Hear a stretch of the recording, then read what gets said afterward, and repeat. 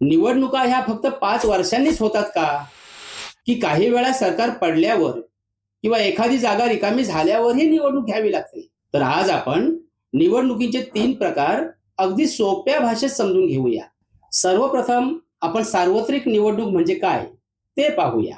दर 5 वर्षांनी लोकसभेच्या होणाऱ्या निवडणुकांना सार्वत्रिक निवडणूक असे म्हणतात. म्हणजे सरकारचा 5 वर्षाचा कार्यकाल पूर्ण झाला की संपूर्ण देशात लोकसभेसाठी निवडणुका घेतल्या जातात.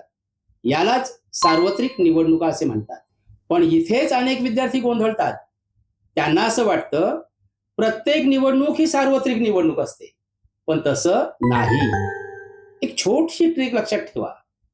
सार्वत्रिक म्हणजे संपूर्ण देश 5 वर्ष. हा संबंध लक्षात राहिला की तुम्ही हा प्रकार कधीच विसरणार नाहीत. आता पाहूया मध्यावधी निवडणुका म्हणजे काय.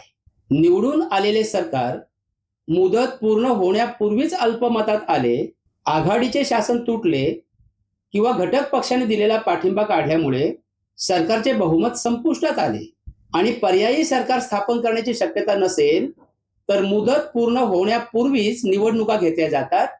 त्यांना मध्यावधी निवडणुका असे म्हणतात.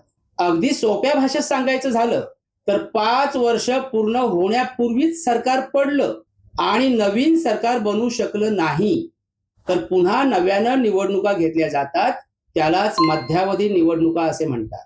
पण अनेक विद्यार्थी मुदत पूर्ण होण्यापूर्वी हा कीवर्ड उत्तरात लिहायला विसरतात. पण बोर्डासाठी हा भाग खूप महत्वाचा आहे.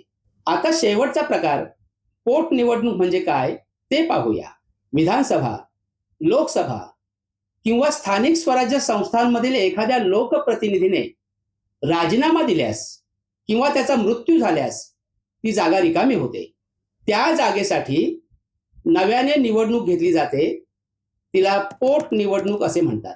म्हणजे इथे संपूर्ण देशात किंवा संपूर्ण राज्यात निवडणूक होत नाही, फक्त एका रिकाम्या जागेसाठी निवडणूक होते. एक ट्रिक लक्षात ठेवा. पोटनिवडणूक म्हणजे एक रिकामी जागा, एका जागेसाठी मतदान. आता 3ही प्रकार पटकन आठवूया. दर 5 वर्षांनी होणारी निवडणूक सार्वत्रिक निवडणूक, मुदत पूर्ण होण्याआधी सरकार पडलं मध्यावधी निवडणूक आणि एखाद्या लोकप्रतिनिधीने राजीनामा देऊन जागा रिकामी झाली तर पोटनिवडणूक. बोर्डाच्या परीक्षेत हा टॉपिक आत्मविश्वासाने लिहायचा असेल तर 5 वर्षांनी, मुदत पूर्ण होण्यापूर्वी आणि रिकामी जागा हे 3 कीवर्ड्स लक्षात ठेवा.